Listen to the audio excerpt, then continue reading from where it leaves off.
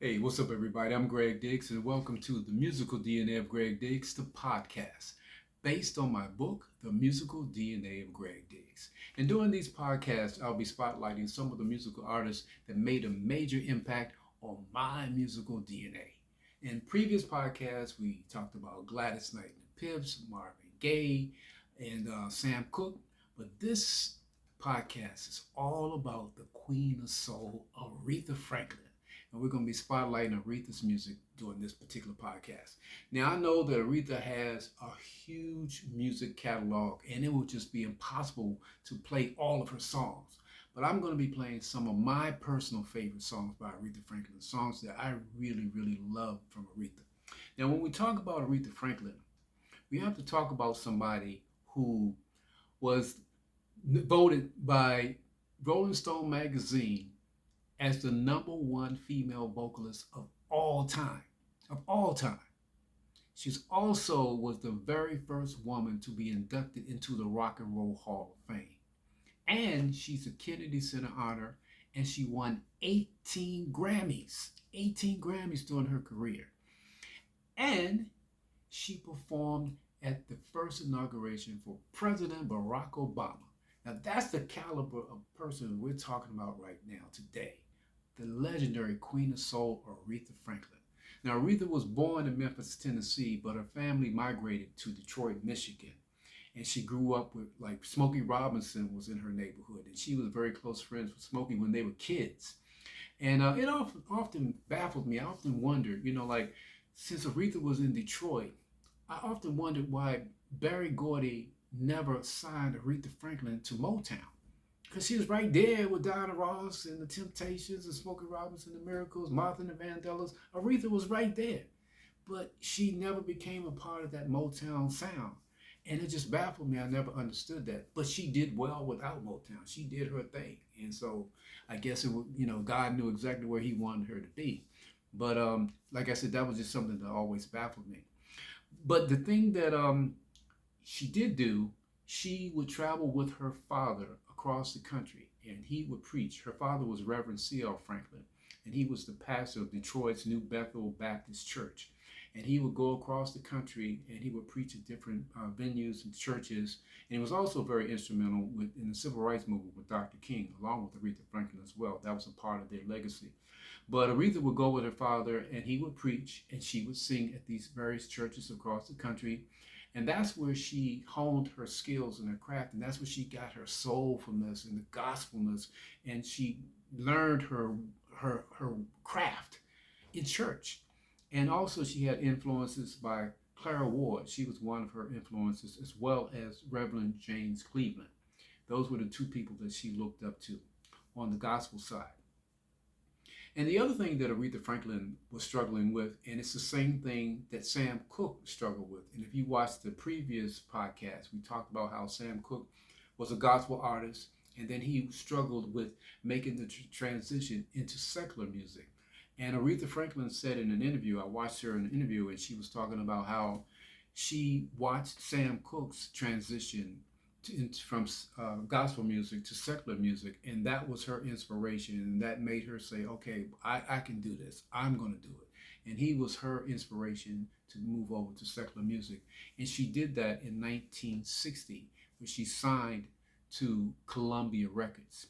And I loved Aretha's voice back then. It was young and pure and powerful and soulful. But this is just me personally. I just don't feel that Columbia knew what to do with Aretha Franklin because they were giving her all of this jazz music and these popish kind of songs, and they weren't tapping into that gut level soul that Aretha had deep down inside of her. They just weren't giving her that kind of material. And it wasn't, like I said, it wasn't bad music, but it just wasn't the kind of material that pull out that soul from Aretha. She did do a tribute album from one of her idols, who was Dinah Washington. And the tribute album was very nice. If you pull that up on YouTube or Spotify, iTunes, whatever the case may be, you can check that out. But it was a pretty decent tribute.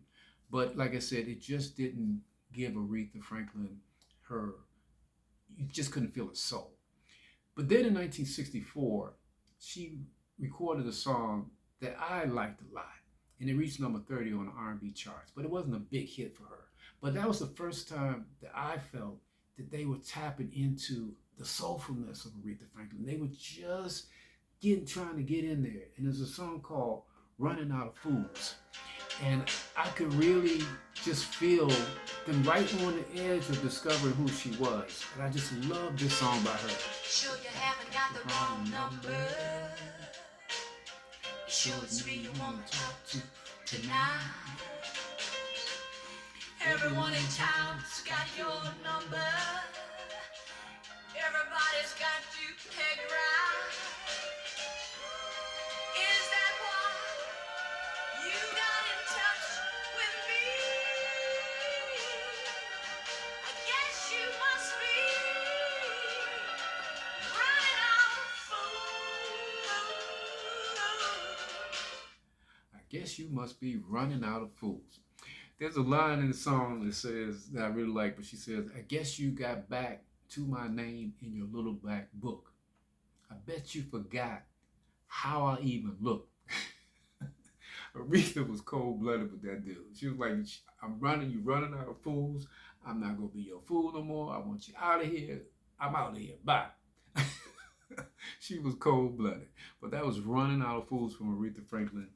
And then in 1966, Aretha Franklin left Columbia Records and she signed with Atlantic Records. And that's what I call Aretha Franklin's golden era for me personally. That's when she had all of the hits that I love, the huge, massive hits. That's when she really came into her own, when she left Columbia Records and signed to Atlantic Records. And she signed with Jerry Wexler. And what I liked about Jerry Wexler was that he seemed like he knew what to do with Aretha Franklin's voice. He knew what he had.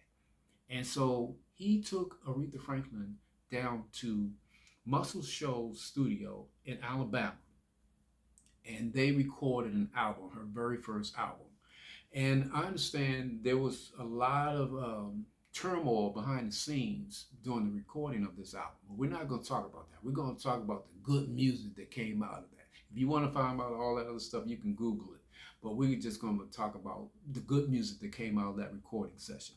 But she went down to Muscle Shoals and she told this story about how when she first walked into the studio, she didn't know that the band was white. She didn't know the guys that were playing in the band were white. And she was like, I don't think that these guys can do what I need them to do. She didn't think that they could be funky enough.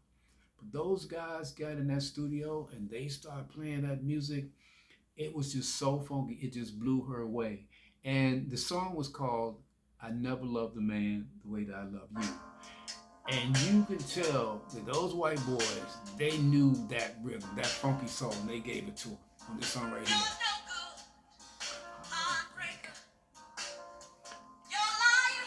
You're a cheat.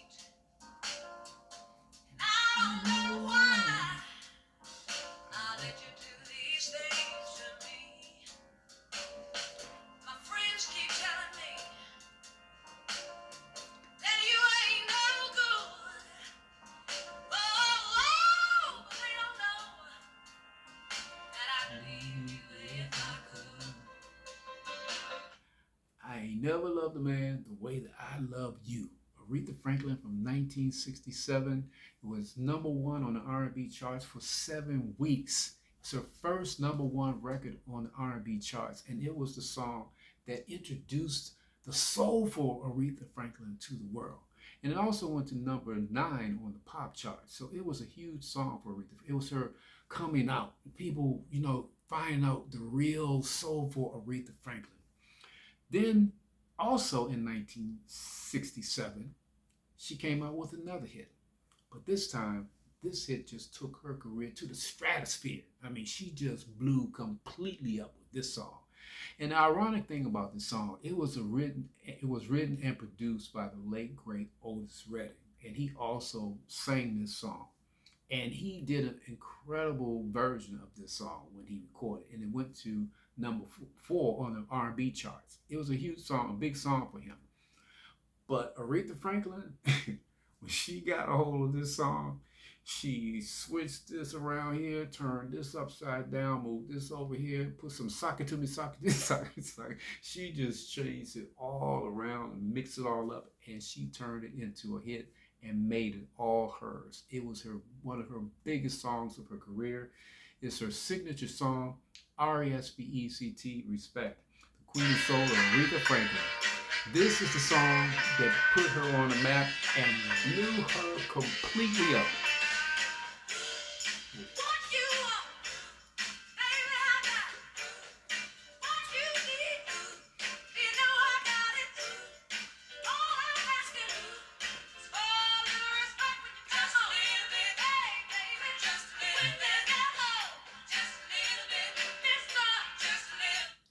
Respect, find out what it means to me. Respect. Aretha Franklin in 1967. That song was number one on the Billboard charts for 8 weeks on the R&B charts. And then it was number one on the pop charts for 2 weeks. Like I said, monster smash for her. And that's the song that just blew everything wide open for Aretha Franklin. And that Sock It To Me, Sock It To Me, Sock It just used to get to me all the time. Then 1967, she also had another big hit, Baby, I Love You. And that went to number one for 2 weeks. It was a huge hit for her. But then in 1967, that was a big year for her.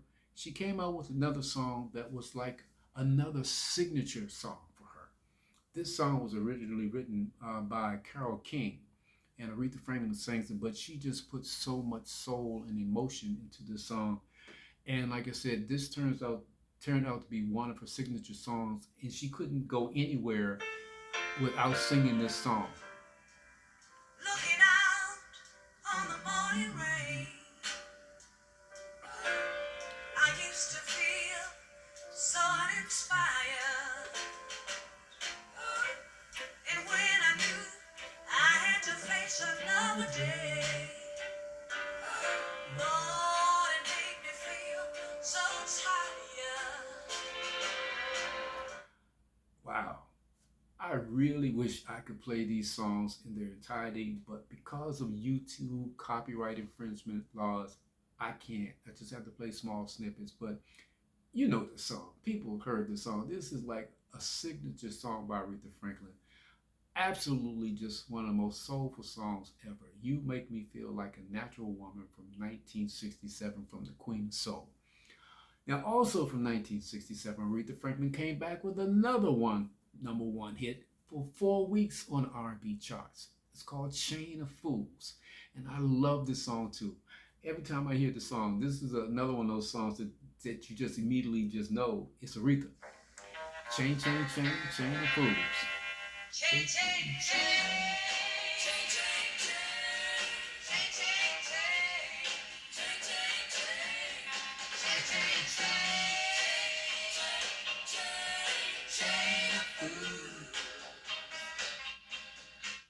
Chain, chain, chain, chain, chain, chain of fools. Aretha Franklin from 1967. Now, 1967 was a big year for Aretha Franklin. Like I said, she left Columbia Records in 1966 and she came to Atlantic. But when she released that first album, she had 4 number one songs on the R&B charts in 1967. She would have had 5, but Natural Woman peaked at number 2. So technically, she had 5 top 5 hits in 1967. That's unheard of. I mean, just amazing. Just the catalog that Aretha Franklin had. And she did that in just 1 year. But then she came back in 1968 with a song called Sweet, Sweet Baby, Since You've Been Gone. And that went to number 1 for 3 weeks in a row. So this is another song, Aretha Franklin, that just blew up. Baby, baby, sweet baby, there's something that I just gotta say. Baby, baby, sweet baby, you let me come in a real cold way. Speak your name, and I feel free.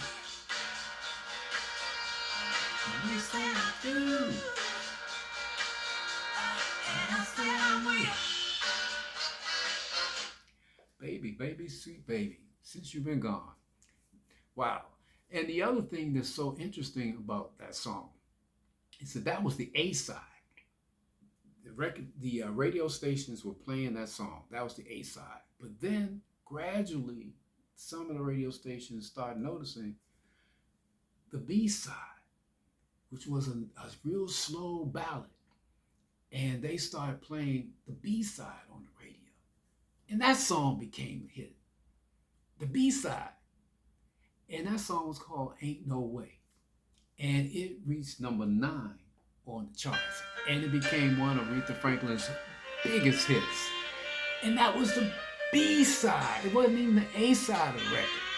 She had a two-sided hit. A two-sided hit. Just absolutely incredible. And this song is just one of the soulful songs of all time. Ain't No Way by the Queen of Soul of Aretha Franklin.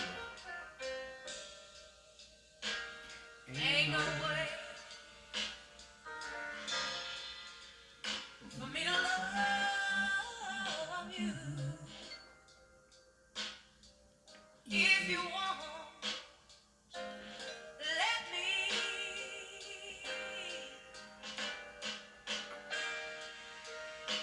It ain't no way for me to give you all you need. If you won't let me give all of me. Ain't no way give you all you need if you won't let me give all of me. Wow. Aretha Franklin, 1968, Ain't No Way. And also on that song, like I said, I wish I could play these songs in their entirety, but I can't, and I explained why previously. But also in this song, Sissy Houston, who's Whitney Houston's mom, she's the woman in the background that's singing that high note, the operatic high note. That's Sissy Houston in the background singing that note. And the other thing about Ain't No Way that a lot of people don't know, that song was written by Aretha Franklin's sister, Carolyn Franklin. And she was a very prolific songwriter, in addition to being a very good singer as well. But she wrote Ain't No Way for Aretha Franklin. But that was from 1968, Ain't No Way. And then also from 1968, we had another hit from Aretha. And this song went to the R&B, #1 on the R&B charts for 3 weeks. And it was featured in the blockbuster movie The Blues Brothers, starring Dan Aykroyd and John Belushi. And Aretha Franklin is in the movie, and she plays this waitress in the movie. And her husband is a musician, and he wants to go on a road with the Blues Brothers. And Aretha Franklin was like, you better think about what you're trying to do before you leave out of here. And she sings this song to him. But this is called Think by Aretha Franklin. And every time I hear this song, I think about how she stole the show in this movie. Think, Aretha Franklin. She stole the show in this movie. This song right here, smacks. You better think about what you're trying to do to me.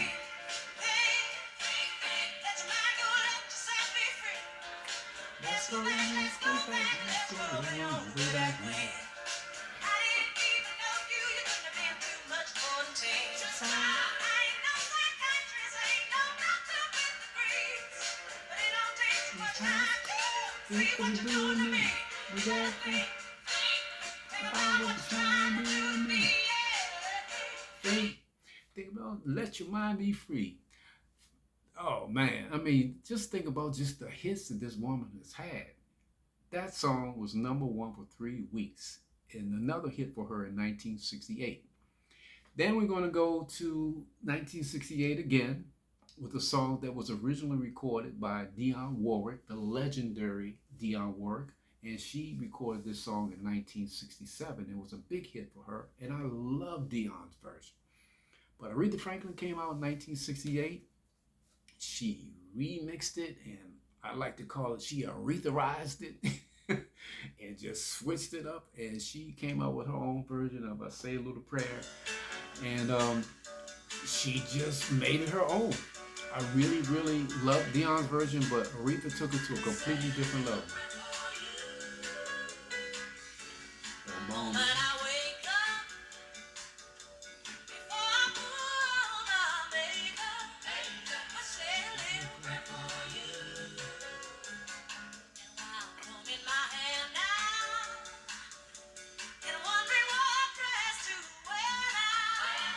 for you. 1968, I Say a Little Prayer, Aretha Franklin, originally recorded by Dionne Warwick. Say a Little Prayer. Now, there were other songs that followed that were hits, and The House That Jack Built was a huge hit for Aretha. Also, Seesaw and Gentle on My Mind.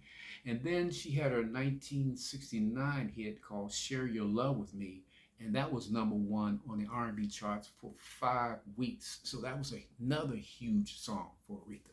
But the song that I want to play for you next is just one of my personal favorites. I just love this song.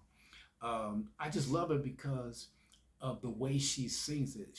I can just feel the intensity when she tells her man to call me the moment you get there, the moment, the second that you get there. I mean, I can really, really feel that. So this is Call Me by Aretha Franklin. And like I said, I just love the way she just emotes and she makes you feel the urgency that she wants her man to call her the moment you get there. Come on, Rita. I love you. And I love you. And I love you too. Baby, will you call me the moment you get there? Hey, baby. Wow. Call me the moment, the second you get there. Aretha Franklin from 1970. That song was number one for 2 weeks on the R&B charts. It was a big hit for Aretha Franklin. Like I said, that's one of my personal favorites. So I had to play that one. Now we're going to go to 1970 again, but this is also another remake that Aretha Franklin stole. She took somebody else's record. This time she stole Benny King's hit from 1961, and it's called Don't Play That Song. And he had it was a hit. He wrote the song. He had a big hit from it. He wrote the song, but Aretha Franklin got it in 1970, and she Arethaized it and flipped it around. And she came out and started doing this. And don't forget Aretha on this piano. She was a beast on that piano. And that's a lot of things people don't give her enough credit for, the musician that she was. Just listen to that piano. Don't play that song for me, 'cause it brings back memories of days that I once knew, the days that I spent with you. Oh no, don't let it be. Oh no, fills my heart with pain. Please stop it right away.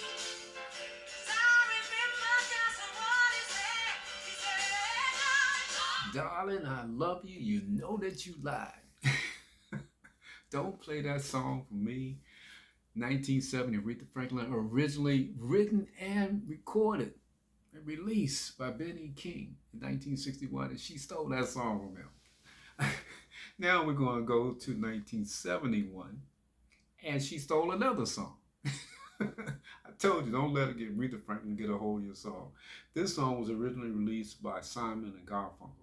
This was a white group duo, and they had a huge, huge pop hit. I mean, this song was just enormously big. But Aretha Franklin got to it, and she funked it up. She Aretha-sized it. And the other thing that I just can't emphasize enough, that I don't think people give Aretha Franklin enough credit for her musicianship as a pianist. If you listen to Aretha Franklin playing that piano, amazing.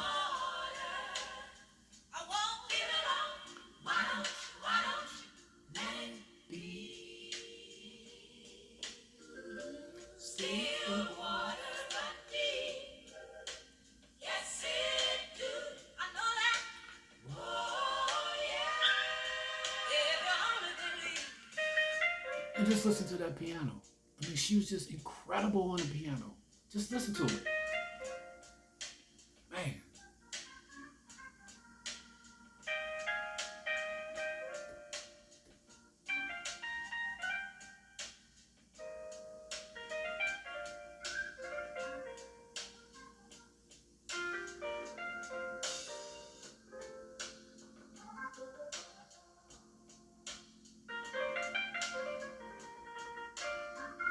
Whew, man.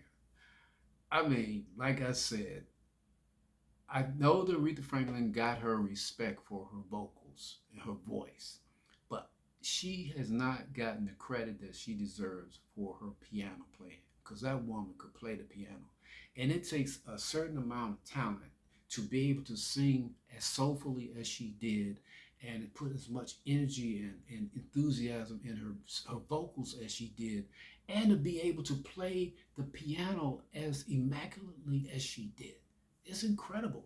I know a lot of other singers that can do that, but Aretha Franklin is one of them who is at the top of her game, and I really don't think that she got enough credit for her musicianship. She was absolutely incredible. So that was Bridge Over Troubled Water from 1971, Aretha Franklin. Also in 1971, another song that she stole. And again, she stole it from Benny King. She must have liked this brother for some reason. I love his music, but this was from 1960. And the song is called Spanish Harlem. And this song was number one for 3 weeks for Aretha Franklin. And she just sort of did her little thing with this and mixed it around and switched it up and Arethaized this one too. This is Spanish Harlem, originally done by Benny King.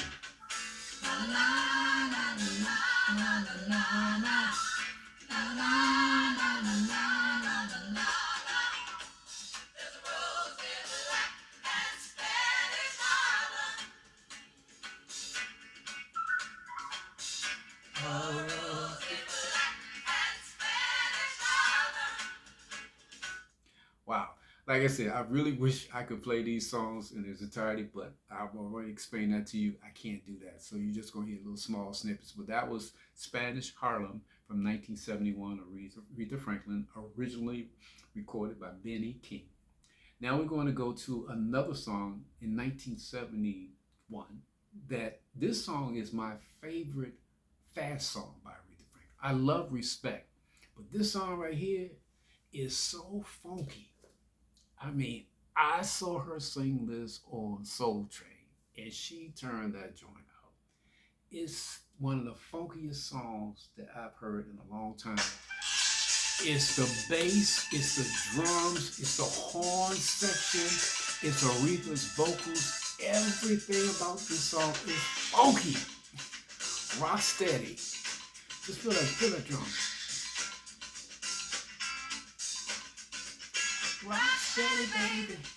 That's what I feel now. Let's call it.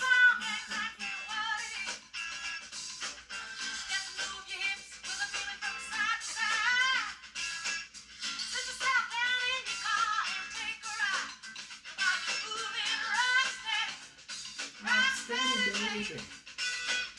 Let's call this song. What is?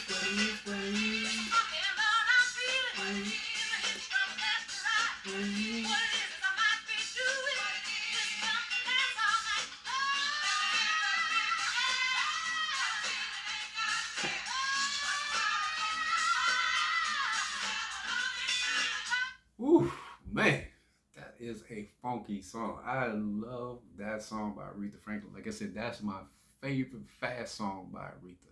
Love that song. Rock Steady from 1971. Ooh, man, that song just does it to me. Okay, 1972, she came out with another ballad.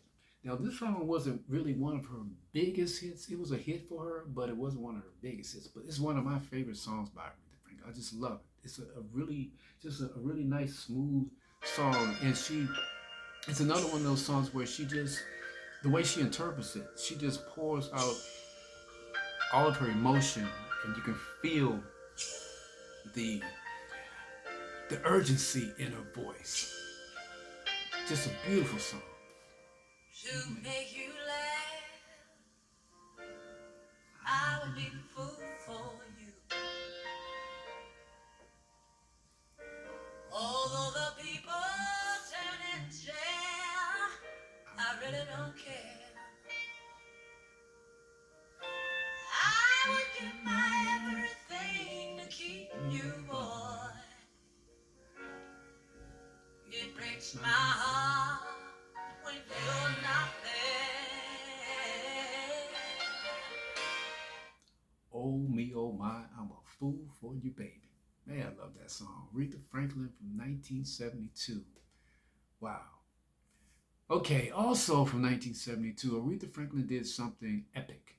I mean, epic. She just changed the game. She came out with one of her what the biggest selling album in her entire career. It was a huge album. It was a gospel album, a live gospel album called Amazing Grace. And it turned the whole music world upside down because it became one of the biggest selling live gospel albums of all time. It was, like I said, Aretha Franklin's biggest selling album.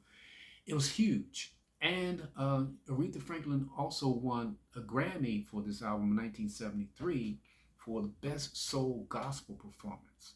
And there was also a documentary that focused on the behind the scenes of the recording of the album. So that came out in 2018. But the song, the album was Amazing Grace. And the song that I'm going to play for you now is a song from the album. I loved all the songs on the album. They're just absolutely phenomenal. But this is one of my personal favorites because Marvin Gaye had this song originally on his album, on What's Going On. But Aretha Franklin, she just takes it to another level. She just brings the spirit down and it just flows into your body. You can just feel just all of God's essence just flowing into you, hearing her music, hearing her sing this song. She just puts so much soul into it. And it's just something that really just does something for my spirit every time I hear it. Holy, holy, Aretha Franklin. Oh,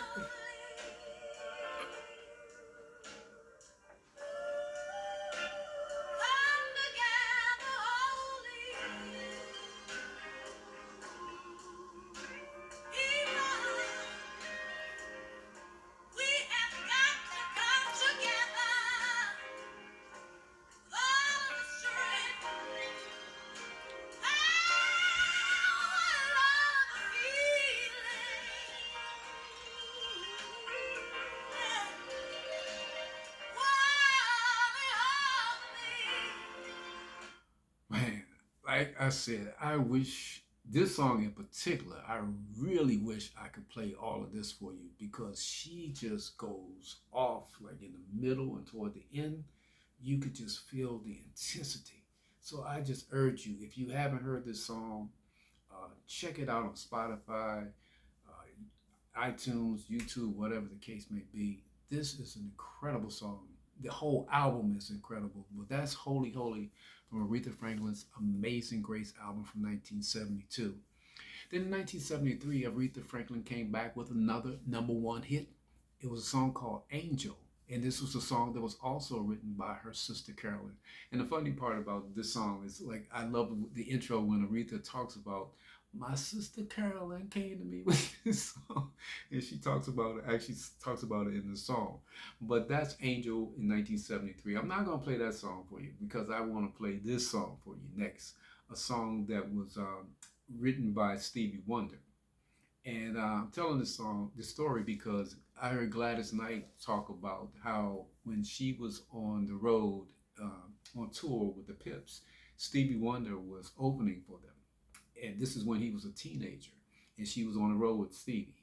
And Stevie would come to her, and he was working on this song. And he was trying to get Gladys to sing it for him so he could work it out and figure out how he was going to arrange everything. So she said Stevie kept bugging him everywhere she would go, and she would have to sing the song for him, and he was helping her. She was helping him, figure it out. So anyway, Gladys said years passed, and she said one day she was driving in her car, and she heard this song on the radio, and she said, "Wait a minute, I know Stevie didn't give my song to Aretha." Stevie had given the song to Aretha Franklin, and Gladys was like, I can't believe that Stevie Wonder gave this song to him. But the song was called Until You Come Back to Me, That's What I'm Going to Do. And I love this song. As much as I love Gladys Knight, I think that Aretha Franklin was supposed to have this song, and she did her job on this. sit and wait in vain. Yeah. I'm gonna knock on your door and tap on your window pane. I wanna tell you, baby, changes I've been going through. Missing you till you come back to me. That's what I'm gonna do. Until you come back to me, that's what I'm going to do.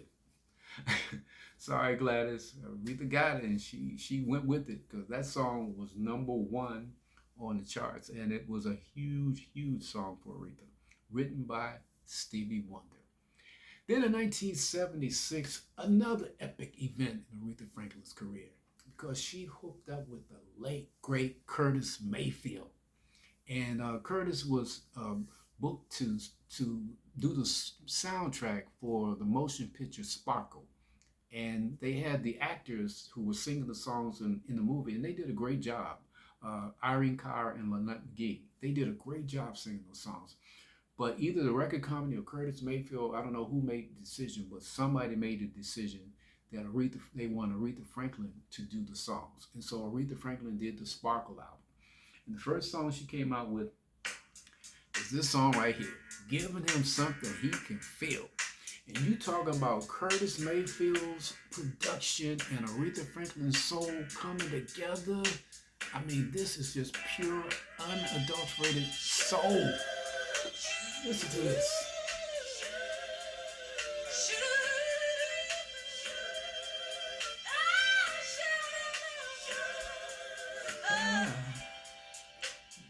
Many say that I'm too young to let you know just where I come from. Oh, but you will see. It's just a matter of my love will surely make you mine. Oh. Living in a world of ghetto life. Giving him something he can feel to let him know that love is real. Aretha Franklin and the late great Curtis Mayfield. You talking about a combination right there? That is pure soul. Okay, we're going to move now to 1979, which ends the Atlantic era for Aretha Franklin because Aretha Franklin leaves Atlantic Records and she signs with Arista Records with the legendary Clive Davis. And so when she moves over to Arista, in the beginning, she had some marginal hits, a song called United Together, and then she had a song called Love All the Hurt Away with George Benson, and then a song called It's My Turn that was also recorded by Diana Ross. But it wasn't until 1982 until she got this big number one hit at Arista. And that's when Clive Davis hooked Aretha Franklin up with the late, great Luther Vandross. And they came up with this song. He came up with this song called Jump to It. And I was a club DJ back at the time. And there was a club remix of this song that was just incredible. And it used to turn the clubs out every time you would play it. But this is the single version.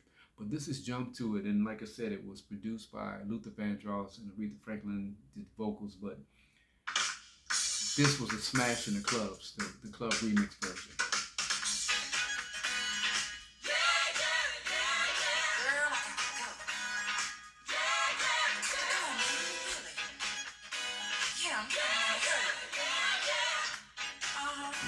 Here's the reason why. Jump, jump, jump to it. Oh, jump, jump, jump to it. Shabba-doodle-dee, jump, jump, jump to it.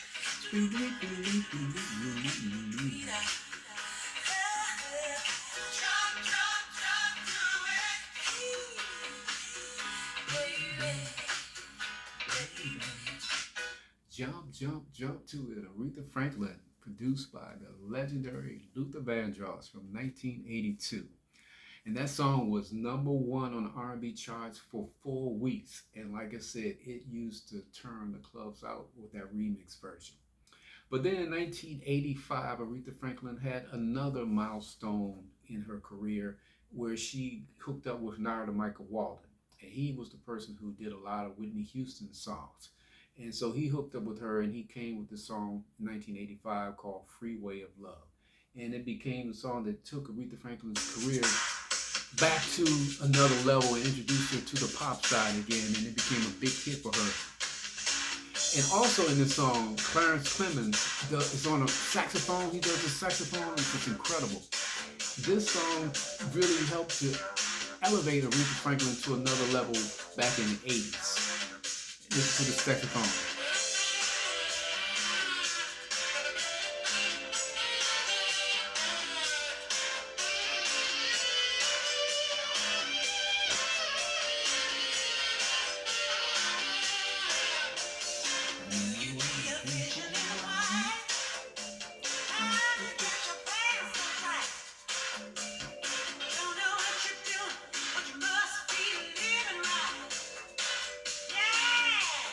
Yeah.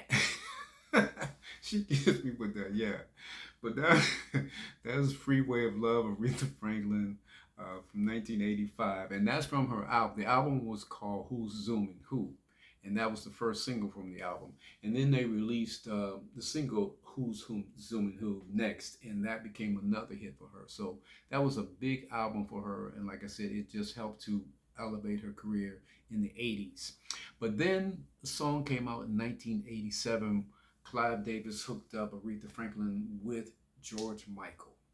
And they came up with a number one smash hit that just was a smash on the Billboard charts or the pop charts. And it was number one for 2 weeks on the pop charts. It was a huge song. And it's one of those songs that you know, the pop side just really embraced Aretha Franklin. And this was her first pop song since Respect. She had two pop number one hits, and this was the first one that she had since Respect. So she had two, Respect, and this song right here went to number one by Aretha Franklin. I Knew You Were Waiting for Me with George Michael.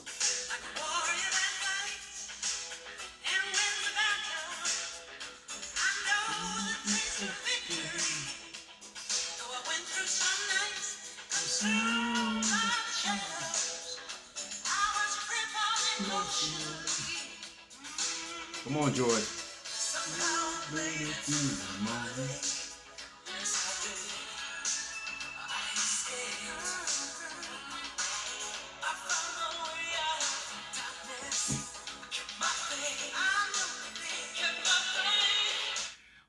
I Knew You Were Waiting for Me from 1987, and that was a pop hit for Aretha Franklin, a number one pop hit. Like I said, she only had two number one pop hits, Respect and I Knew You Were Waiting for Me from 1987 with George Michael.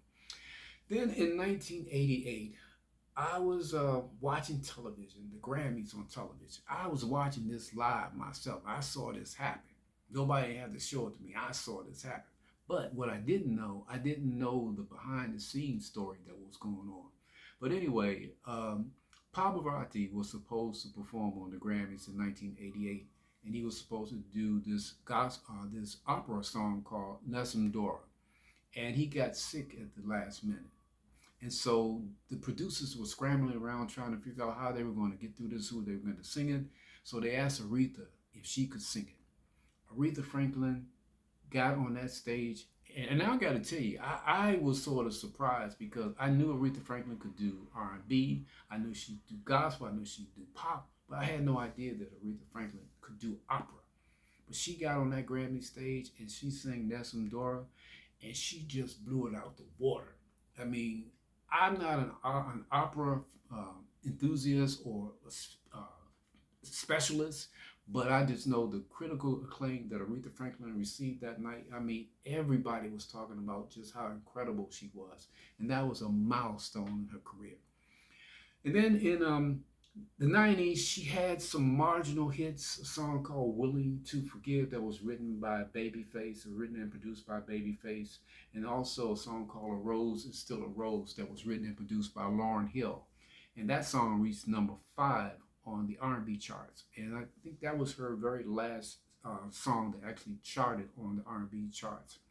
But then, unfortunately, August 16, 2018, Aretha Franklin, the Queen of Soul, died at the age of 76 from pancreatic cancer. And I just remember how that just hit me when I heard the news that Aretha Franklin had passed. Because I can't remember a time in my life when there was no Aretha Franklin. You know, when I grew up, my sister was playing her albums all the time. I would hear her songs on the radio all the time. I would be playing the songs, you know, on TV all the time. It was just hard to believe that there was a world where there's no Aretha Franklin. And it really just hit me hard. But she died on August 16, 2018. And Aretha Franklin may be gone, but her legacy and her music lives on, and she will never be forgotten. So, anyway, I guess that sort of ends this edition of the musical DNA of Gregg Diggs, the podcast. And I thank you so very much for joining me. Uh, Hope that you stick around and come back the next time. We're going to have more music that are a part of my musical DNA. And I just thank you for being a part of the musical DNA of Gregg Diggs. Peace and blessings. I'm out.